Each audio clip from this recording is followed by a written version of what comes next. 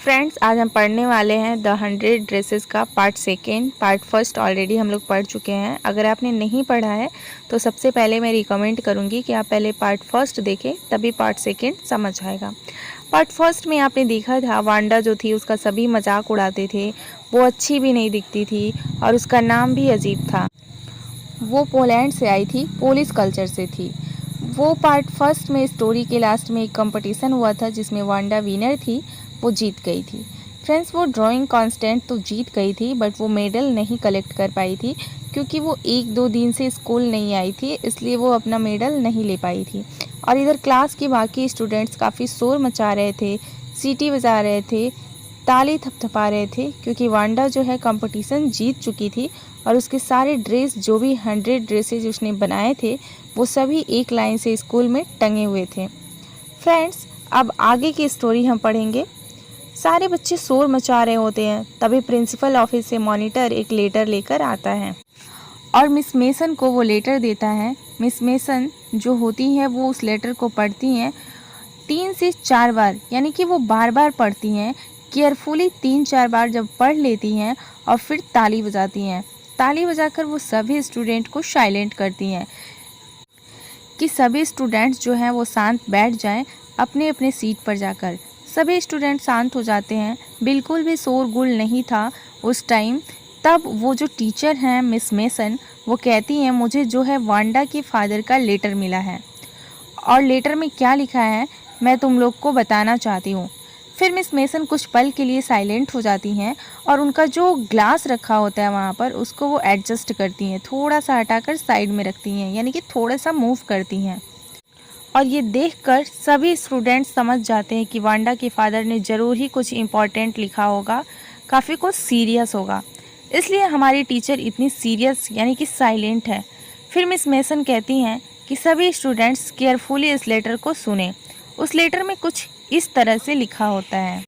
उस लेटर में लिखा होता है, डियर टीचर, मेरी बेटी वांडा अब आपके स्कूल में नहीं जाएगी और ना ही जैक जाएगा। हो सकता है जैक जो था वो वांडा का ब्रदर हो। उसमें आगे लिखा होता है कि हम लोग एक बिग सिटी में जा रहे हैं जहाँ पर हमें कोई पॉलकर कहकर नहीं बुलाएगा और हमारे अजीब नाम का कोई भी मजाक नहीं बनाएगा, क्योंकि बड़े शहर में सभी के अजीब नाम होते हैं। आपका आज्ञाकारी जैक पेंट्रोस्की, जो कि वांडा के फादर थे। और ये सब सुनने के बाद सभी क्लास साइलेंट हो जाती है, एकदम से शांत पड़ जाते हैं सबके सब। और वो जो टीचर है मिस मेसन, वो अपना हैंकरचीफ यानी कि रुमाल निकालती हैं और अपना मुंह हाथ पोंछती हैं, गर्दन वगैरह साफ़ करती हैं। और जब ये सब वो बता रही होती है ना फ्रेंड्स, उस टाइम उनकी वॉइस बहुत स्लो रहता है, बहुत ही मतलब शांत स्वभाव से बता रही होती है। कहने का मतलब ये है कि उनको आज इस बात का अफसोस था कि वांडा आज से स्कूल नहीं आएगी। फिर वो कहती हैं कि मुझे पूरा विश्वास है कि रूम 13 के कोई भी बॉयज़ ने या फिर गर्ल्स ने जानबूझकर उसे हर्ट नहीं किया होगा, यानी कि वांडा को हर्ट नहीं किया होगा, जानबूझकर उसके नाम का मजाक नहीं बनाया होगा। और मैं ये भी सोचना बेहतर समझूंगी कि जो भी कहा गया होगा वो ना समझदारी में कहा गया होगा, यानी कि पूरी तरह से बाय मिस्टेक। अगर किसी ने वांडा को कुछ कहा भी होगा तो वो गलती से कहा होगा, जानबूझकर नहीं कहा होगा। फिर टीचर यानी कि मिस मेसन आगे कहती हैं कि आप सब भी मेरे जैसा ही फील कर रहे होंगे और मैं ये भी बताना चाहूँगी कि जो कुछ हुआ गलत हुआ है। वो बहुत ही दुख की बात है, बहुत ही शर्मिंदगी की बात है, ऐसा नहीं होना चाहिए था। और मेरा आप सबसे रिक्वेस्ट है कि प्लीज़ आप इन सब के बारे में डीपली समझिए, सोचिए। फ्रेंड्स, इतना सब कहने के बाद मिस मेसन चली जाती हैं और जो फर्स्ट पीरियड था फ्रेंड्स क्लास का, वो स्टडी पीरियड था। सब लोग स्टडी कर रहे थे और मैडी जो है प्रिपेयर करने में लगी हुई थी, बट उसका ध्यान प्रिपेयर में नहीं लगा हुआ था। फ्रेंड्स, उसके पेट में कुछ अजीब सा फील होने लगा और वो पैगी से पूछती है कि पैगी, क्या सचमुच तुम्हें आज तक कभी आनंद नहीं मिला था कि तुम बार बार वांडा से पूछती थी कि तुम्हारे पास कितने ड्रेसेस हैं? मतलब कि मैडी ना फ्रेंड्स पैगी को यह एहसास दिलाना चाहती थी कि उसकी वजह से वांडा आज से स्कूल नहीं आएगी। मैडी फिर अपने आप को कोसती है कि चलो कोई नहीं, पैगी ने ऐसा तो सोचा नहीं था कि वो नहीं आएगी, उसे पता नहीं था कि वो गलत कर रही है। बट मैडी सोचती है कि मुझे तो पता था ना कि वो गलत कर रही है, फिर मैंने पैगी को क्यों नहीं रोका? मैं कायर थी, मैं डरती थी। कि वांडा की जगह पर सारी लड़कियां मेरी मजाक न उड़ाने लग जाए। वो अपने आप को गिल्टी कंसीडर कर रही है। फिर ये मैडी गॉड को याद करती है और कहती है कि गॉड, क्या ऐसा कुछ नहीं हो सकता जिससे मैं वांडा के पास जाऊं और उसको बताऊं कि हमारा ऐसा कोई भी इंटेंशन नहीं था, हमारा ऐसा कोई भी मतलब नहीं था कि हम तुम्हें हर्ट करें या हम तुम्हारी भावनाओं को ठेस पहुंचाएं। हम ऐसा बिल्कुल भी कभी नहीं चाहते थे। और ये सब कहते हुए पैगी की तरफ देखती है, लेकिन वह पैगी फ्रेंड्स कोई भी रिप्लाई नहीं देती है। फिर वो अपने आप से कहती है कि पैगी को बुरा लगे या ना लगे, बट मुझे तो बुरा लग रहा है और मुझे कुछ ना कुछ तो करना पड़ेगा। मुझे वांडा पेट्रोंस्की के पास जाना पड़ेगा, उसे ढूंढना पड़ेगा और हो सकता है कि वो अभी शहर के लिए ना निकली हो तो वो मुझे मिल भी जाए और उसे जाकर बताना पड़ेगा कि वो ड्राइंग कंपटीशन जीत चुकी है और उसने जितने भी ड्रेसेस बनाए थे जो भी वो सभी बहुत सुंदर थे। ऐसा वो जाकर वांडा को बताना चाहती थी। और शायद पैगी भी मेरे साथ चलना चाहेगी। ऐसा मैडी सोचती है कि शायद पैगी और मैं मिलकर वांडा के पास जाएंगे और जाकर उसे सारी बातें बताएंगे। और फिर बाद में फ्रेंड्स जब दोपहर में स्कूल की छुट्टी हो जाती है तो पैगी जो है वो मैडी से कहती है कि हे मैडी, चलो चलते हैं वांडा के घर, और जाकर उसे सॉरी कहते हैं। मैडी ये सुनकर हैप्पी होती है और वो सोचती है कि चलो यार, पैगी को भी गिल्टी फील हो रहा है ना कहीं उसने वांडा के साथ गलत किया है। फिर फ्रेंड्स वो दोनों वांडा के घर जाने लगते हैं जो कि बोगिंस हाइट में था, यानी कि बोगिंस हाइट की गली में था। तो फ्रेंड्स नवंबर का महीना था और थोड़ी बहुत बूंदा बूंदी हो रही थी, यानी कि हल्की बारिश हो रही थी। रोड जो था वो थोड़ा भीगा भीगा सा था, उदासी से भरा हुआ था, यानी कि बारिश होता है तो सड़कों पे कोई नहीं होता, हर तरफ साइलेंट सा होता है। फिर पैगी कहती है कि एटलीस्ट मैंने उसे कभी फार्मर तो नहीं कहा और नहीं उसके नाम का मजाक उड़ाया। उसके पास इतनी समझ नहीं थी कि हम उसका मजाक नहीं उड़ा रहे हैं, ये समझ सके वो। मैं तो उसे बुद्धू समझ रही थी, बट देखो उसने कितनी ब्यूटीफुल एंड प्रेटी ड्राइंग किया है। ऐसा वो मैडी से कह रही थी। और ये सब सुनकर आपको क्लियर पता चल रहा होगा कि पैगी को भी अफसोस था कि उसने वांडा के साथ रॉन्ग किया है। वैसे पैगी का ऐसा कोई भी इंटेंशन नहीं था कि वो वांडा को हर्ट करे, बट फ्रेंड्स मैडी कुछ भी नहीं कहती है। वो बस आशा कर रही होती है कि वांडा अपने घर पर ही है और हम लोग जाकर वांडा को बताएं कि हम लोग उसके लिए गिल्टी फील कर रहे हैं, हम लोग उसके लिए सॉरी फील कर रहे हैं, और ये भी बताएं कि ये स्कूल जो है वो बहुत ही अच्छा स्कूल है। प्लीज़ वांडा तुम स्कूल छोड़कर मत जाओ, और तुम्हें कोई भी परेशान करता है तो मैं यानी कि मैडी और पैगी दोनों ही फाइट कर लेंगे किसी से भी। मतलब कि दोनों ही वांडा से फ्रेंडशिप करना चाहते हैं।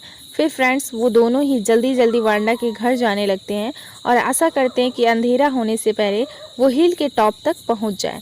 फिर फ्रेंड्स मैडी एक छोटे से वाइट होम की तरफ इशारा करती है, पॉइंट करती है और पैगी से कहती है कि पैगी, मुझे ऐसा लगता है कि शायद यहीं पर पेट्रोंस्कीज रहते हैं। वो वाइट होम फ्रेंड्स बिल्कुल भद्दा सा था, घास इधर उधर चिपके हुए थे, बट साफ था। ये बात मैडी को वांडा की ड्रेस की याद दिला देता है। जैसे था ना, वो ब्लू कलर का ड्रेस था, प्रेस नहीं किया गया था काफ़ी दिनों से, बट वो साफ था। उस वाइट घर को देखकर ऐसा लगता था वहाँ पर कोई भी लाइफ एडजस्ट नहीं करता था, क्योंकि वो एकदम खंडहर सा था, एकदम छोटा सा कुटिया की तरह। बट फिर भी वो दोनों उस घर तक जाती हैं और दरवाज़ा खटखटाती हैं, बट फ्रेंड्स कोई भी रिस्पांस नहीं देता है, कोई भी रिजल्ट नहीं आता। फिर फ्रेंड्स वो दोनों घर के पीछे जाती हैं, पीछे आंगन में जाकर वहाँ भी नॉक करती हैं, बट वहाँ से भी कोई रिस्पांस नहीं आता है। तो उन लोग को पूरा ट्रस्ट हो जाता है कि पेट्रोंस्की जो है वो जा चुके हैं यहाँ से, और शायद वो अपनी अब गलती नहीं सुधार पाएगी, ऐसा उन्हें लगने लगता है। फिर पैगी कहती है कि चलो जो भी हुआ ठीक हुआ, अब वो चली गई है तो क्या ही कर सकते हैं। और फिर वो कहती है कि शायद मैं जब वांडा से उसके ड्रेस के बारे में पूछ रही थी तो शायद उसे आइडिया आ रहा होगा नए नए ड्रेसेस के, और शायद वो इसी वजह से ड्राइंग कंपटीशन में जीत गई। फिर फ्रेंड्स वो दोनों अपने अपने घर चले जाते हैं, बट मैडी को नाइट में नींद नहीं आती है। वो वांडा के बारे में सोच रही होती है, उसके ब्लू ड्रेस के बारे में सोच रही होती है, उसके छोटे से घर के बारे में सोच रही होती है, और वो वांडा के उस 100 ड्रेसेस के बारे में भी सोच रही होती है जो वो बनाई, जो क्लास में एक लाइन से लगी होती हैं। फिर वो बेड से उठकर बैठ जाती है, फिर वो अपने फोरहेड को अपने हाथ से दबाती है और लगभग 1 आवर तक कुछ न कुछ सोचती रहती है। और फाइनली वो एक इम्पॉर्टेंट कन्फ्यूजन पर जाती है और इम्पॉर्टेंट डिसीज़न लेती है। वो ये डिसीजंस लेती है कि चाहे कुछ भी हो जाए, अब मैं किसी भी गर्ल के साथ बुरा नहीं करूँगी, या जो लोग किसी भी गर्ल्स को यानी कि वांडा जैसी लड़की का मजाक उड़ाएंगे, वो उसकी सपोर्ट में होगी, उसके अगेंस्ट वो खड़ी हो जाएगी, वो बताएगी कि तुम गलत कर रहे हो, ऐसा बिल्कुल भी मत करो, चाहे कुछ भी हो जाए। अब वो किसी दूसरे गर्ल्स के साथ गलत नहीं होने देगी। इवन फ्रेंड, उसकी और पैगी की फ्रेंडशिप क्यों ना टूट जाए, वो वांडा के साथ हुए गलती और अत्याचार को तो सुधार नहीं सकती है, लेकिन आगे से किसी भी गर्ल्स को हर्ट नहीं करेगी, ना किसी के द्वारा हर्ट होने देगी। फिर सैटरडे को मैडी और पैगी दोनों साथ में दोपहर में एक लेटर लिखते हैं वांडा पेंट्रोंस्की के लिए एज अ फ्रेंडली फ्रेंड्स। वो लेटर में लिखना चाहते हैं कि डियर वांडा, तुम जो है ड्राइंग कंपटीशन जीत चुकी हो और तुमने ये जो 100 ड्रेसेस बनाई हो वो बहुत ही प्रेटी हैं, बहुत ब्यूटीफुल हैं। और उस लेटर के थ्रू वो भी पूछना चाहती हैं कि तुम अब कहाँ पर रह रही हो, मतलब कि तुम्हारा नया एड्रेस कौन सा है, और क्या जो तुम्हारे नए टीचर हैं वो तुम्हें पसंद करते हैं या फिर तुम उन्हें पसंद करती हो। मतलब कि दोनों किसी भी तरह से वांडा को सॉरी कहना चाहती थी, और वो उस लेटर को एंड इस ढंग से करती हैं मानो कि वो किसी अच्छे दोस्त को लिख रही हैं। लास्ट में XX का साइन बना देती हैं, जो कि फ्रेंड्स एक लव का सिंबल होता है उन लोग के अकॉर्डिंग, और वो मेल कर देती हैं बोगिंस हाइट में, जहाँ पे फ्रेंड्स वांडा पहले रहती थी। और आगे वो उस लेटर पे लिखती हैं कि वांडा अपनी जगह पर नहीं है तो प्लीज़ आगे फॉरवर्ड कर दिया जाए। फिर फ्रेंड्स बहुत सारे दिन बीत जाते हैं, उस लेटर में कोई भी जवाब नहीं आता है। बट फ्रेंड्स ये भी था कि वो लेटर रिटर्न नहीं आता है, मतलब ये था कि वांडा के पास वो लेटर पहुंच चुका होता है। अगर नहीं पहुंचता तो पोस्टमैन रिटर्न लेकर आ जाता है। पैगी एंड मैडी के पास ये बात दोनों सोचती हैं कि शायद वांडा हमें रिप्लाई नहीं देना चाहती। वो सोचती हैं शायद वो हमसे गुस्सा होगी इसलिए रिप्लाई नहीं की होगी, और हम ब्लेम भी नहीं कर सकते कि तुम क्यों नहीं जवाब दे रही हो, हमने ऐसा काम ही किया है, हमने उसे तंग किया है, उसे हर्ट किया है, ऐसा वो दोनों अपने दिमाग में सोच रही हैं। फिर फ्रेंड्स लगभग 1 वीक हो जाते हैं, फिर भी वांडा का कोई जवाब नहीं आता है।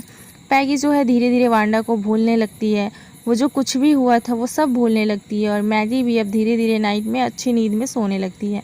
वो वांडा के बारे में सोचती रहती है, मतलब कि इमेजिन करती है कि कैसे वो वांडा को सेव करती है उन बाकी गर्ल्स जो चारों तरफ से वांडा को घेर लेती हैं, जो कि उसके बारे में पूछ रही होती है कि उसके पास कितने ड्रेसेस हैं। उस बीच से वो कैसे वांडा को सेव कर लेती है, और कैसे वो वांडा को जवाब देने से पहले वो कैसे चिल्ला उठती है कि रुक जाओ, जवाब मत दो। मतलब कि वो अदर गर्ल्स को भी सेव करती है कि वो बाद में जाकर गिल्टी फील ना करें, जैसा वो कुछ दिन पहले फील कर रही होती थी। फिर देखते देखते क्रिसमस का टाइम आ जाता है। हर जगह ग्राउंड पे बर्फ़ गिरे होते हैं, क्रिसमस वेल और छोटे छोटे ट्रीज जो होते हैं सजे होते हैं, स्कूल में क्लासरूम में सजे होते हैं। और हॉलीडेज से पहले लास्ट डे होता है स्कूल का फ्रेंड। अमेरिका वगैरह में क्रिसमस को बहुत बड़ा फेस्टिवल कंसीडर किया जाता है, जैसे हमारे वहाँ दशहरा दिवाली होता है ना, वैसे। और स्कूलों में छुट्टियाँ दी जाती हैं। फिर टीचर मिस मेसन आती हैं और सभी स्टूडेंट्स को एक लेटर दिखाती हैं, जो कि फ्रेंड्स वो अर्ली मॉर्निंग में रिसीव की होती हैं। वो सभी स्टूडेंट्स से कहती हैं, तुम्हें याद है वांडा पेट्रोंस्की नाम की एक गर्ल स्टूडेंट हमारे क्लास में पढ़ती थी, वही गॉड गिफ्टेड गर्ल जो 100 ड्राइंग बनाई थी, उसने मुझे ये लेटर लिखा है। और मैं ये जानकर बहुत ज़्यादा हैप्पी हूँ कि अब वो कहाँ रहती है, क्योंकि अब मैं उसे मेडल भेज सकती हूँ, क्योंकि पता है ना कि वांडा मेडल नहीं ले पाती है, वो अब्सेंट रहती है। फिर आगे उस लेटर को पढ़ के सुनाती हैं और सारा क्लास चुपचाप बैठ जाता है और सभी बहुत ज़्यादा एक्साइटेड होते हैं, स्पेशली पेगी और मैडी बहुत ज़्यादा एक्साइटेड होते हैं। उस लेटर में कुछ इस तरह लिखा होता है कि डियर मिस मेसन, आप कैसी हैं, और रूम नंबर 13 के सभी स्टूडेंट कैसे हैं। आप प्लीज़ उन सारी गर्ल्स से कह दीजिए कि जो मैंने ड्राइंग कंपटीशन में 100 ड्रेसेस बनाए थे वो सारे अपने अपने घर ले जा सकते हैं, क्योंकि अब मेरे नए घर में 100 अलग अलग ड्रेस हैं जो कि बिल्कुल ही नए हैं और मेरी अलमारी में एकदम लाइन से लगे हुए हैं। और मैं चाहती हूँ कि जो ग्रीन कलर का ड्रेस है जिस पर रेड कलर का डिज़ाइन बना है वो पैगी ले जाए, और जो ब्लू कलर का ड्रेस है वो मैडी ले जाए एज अ क्रिसमस गिफ्ट। मतलब कि क्रिसमस का गिफ्ट समझकर मैं स्कूल को बहुत ही ज़्यादा मिस कर रही हूँ। और जो मेरी नई टीचर हैं वो आपकी इतना अच्छी तो नहीं है, फिर भी ठीक ही हैं। और सभी को मेरी तरफ से मैरी क्रिसमस। आपकी आज्ञाकारी वांडा पेट्रोंस्की। फिर पेगी और मैडी स्कूल के बाहर अपने अपने घर जाने लगती हैं और वो जो वांडा का ड्राइंग था वो बहुत ही केयरफुली उसे संभाल कर रखती हैं। और रास्ते में वो देखते हैं कि ग्रोसरी स्टोर के बाहर सैकड़ों क्रिसमस ट्रीज लगी हुई हैं, उसके विंडो पे स्केचेस लगे हुए हैं, पिपरामेंट कैडी लगी हुई हैं और साइनिंग पेपर भी लगे हुए हैं। मतलब कि पूरा क्रिसमस का माहौल चारों तरफ दिख रहा था। जैसे हमारे वहाँ दिवाली दशहरे पे मार्केट सज जाते हैं, गलियाँ चौराहे हर तरफ रौनक ही रौनक होता है, वैसे वहाँ भी था। फिर पैगी चिल्ला कर कहती है कि शायद वांडा हमें पसंद करती थी और हमारा लेटर वांडा तक पहुँच चुका था, इसलिए उसने ये लेटर लिखा है और शायद वो उसका तरीका था हमें जवाब देने का। मतलब कि वो कहना चाहती थी कि मिस मेसन का जो लेटर मिला था वो हमारे लिए ही लेटर था। फिर मैडी सैडली कहते आई होप सो। फ्रेंड्स, वो अब भी सैड फील कर रही थी क्योंकि वो जानती थी कि वो वांडा जो कभी नहीं मिल पाएगी और उनके बीच की जो दूरी है वो कभी भी मिटा नहीं पाएगी। मतलब कि फ्रेंड्स, जो भी उनके बीच में शिकायत था उनको वो दूर नहीं कर पाएगी, पर्सनली सॉरी नहीं कह पाएगी, इसलिए वो अब भी सैड फील कर रही थी। फिर मैडी अपने घर चली जाती है और वांडा की पेंटिंग को अपने रूम में, अपने बेडरूम में लगा देती है और वांडा के पेंटिंग कलर से उसके रूम में शाइनिंग बढ़ जाता है।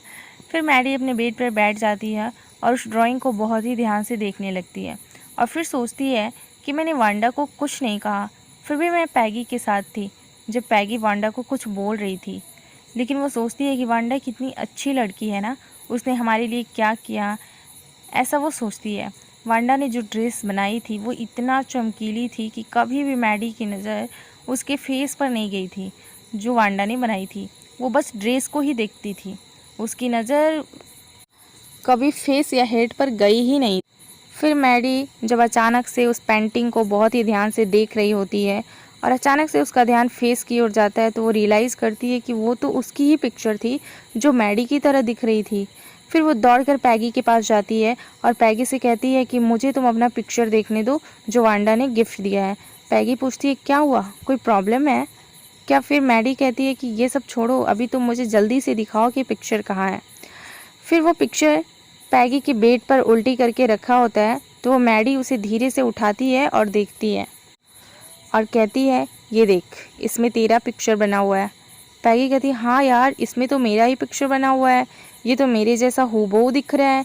फिर पैगी खुश होकर कहती है कि मैंने तुझे क्या कहा था कि वांडा हमें लाइक करती है ना। तो मैडी को भी इस बात से एग्री होना पड़ा कि हाँ यार, वांडा सचमुच बहुत ही ज़्यादा लव करती थी। फिर मैडी की आईज़ हर बार आंसुओं से भीग जाते हैं जब भी वांडा के बारे में सोचती है कि वांडा अकेली स्कूल के यार्ड में खड़ी है और सभी गर्ल्स उस पर हंस रही हैं।